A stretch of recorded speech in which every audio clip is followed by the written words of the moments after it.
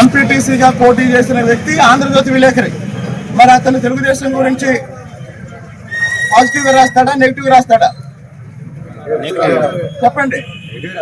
అతని కూతురు చదువుకోవడానికి అమెరికా వెళ్తుందండి. ఆర్థిక సహాయానికి నా దగ్గరకు వస్తే నేను 25,000 ఇచ్చాను. నేను ఎప్పుడు ఏమి నా కోసం ఏం రాయమని చెప్పలా. నేను అడిగేది ఏంటంటే ఇంకోటి, నిన్న కాక మొన్న తిరువూరులో 100 రోజుల ఉత్సవం వ్యవసాయ స్కూల్లో భారీ స్థాయిలో జరిగింది. ఈ జిల్లాలో లేదా ఈ రాష్ట్రంలో 175 నియోజకవర్గాల్లో ఏ నియోజకవర్గంలోనైనా 100 రోజుల ఉత్సవం వేలాది మందితో జరిగిందా? తిరువూరులో జరిగింది. కానీ ఎవరైనా ఒక పత్రికలు రాశారా అంటే ఇక్కడ జరిగే మంచిని రాయట్లేదు. దాన్ని రాయకుండా నిన్నేం రాశారు తెలుసా? ఎప్పుడో గతంలో పట్టుకున్న రేషన్ బియ్యం గురించి రాశారు. బయట అంతా ఏమనుకున్నారంటే తిరువూరులో ఇసుక తోలుతున్నారు, తిరువూరులో గ్రావెల్ తోలుతున్నారు. కాబట్టి ఈరోజు తిరువూరులో ఇసుక లేదు.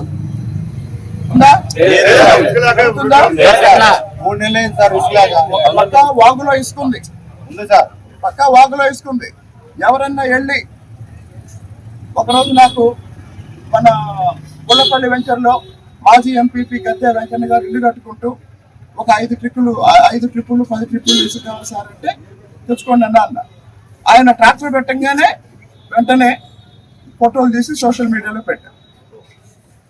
ఆయన పెద్ద మనిషి కాబట్టి ఆయన ఆగిపోయాడు.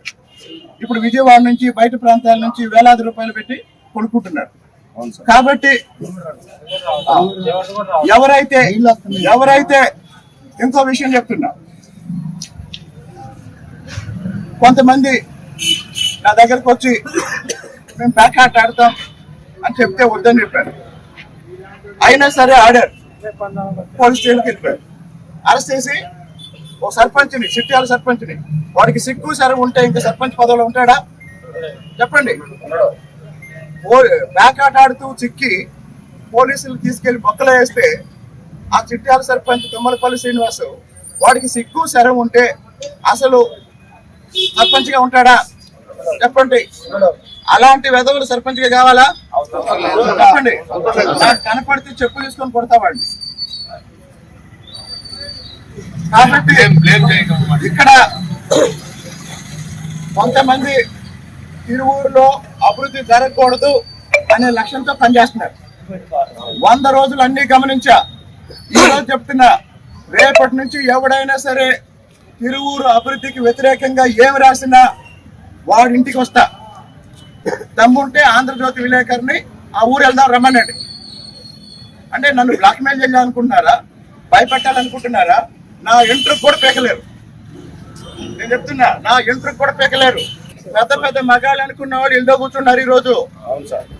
ఇంకా మీరు బయట తిరుగుతున్నారంటే నా దయా దాక్షిణ్యాల వల్ల తిరుగుతున్నారు. నేను మా కుర్రాళ్ళకి ఒక్క మాట చెప్పానంటే నా కొడుకు ఎవడు కూడా బయటికి తిరగలేడు. నేను చెప్తున్నా, తిరువూరు అయినా సరే ఇతర గ్రామాలైనా సరే మంచిగా ఉన్నన్ని రోజులు మంచిగా ఉంటాం.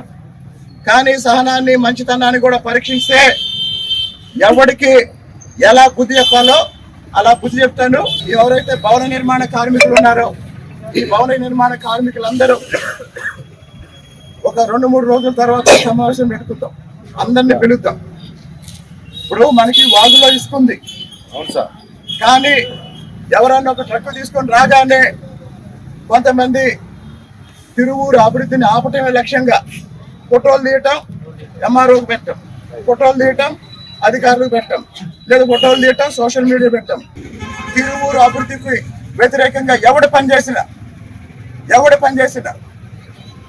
వాడు ఎంత పెద్ద నాయకుడైనా సరే అనుకుంటున్నారు మనం ఇంట్లో ఉండి కుట్రలు చేయొచ్చు.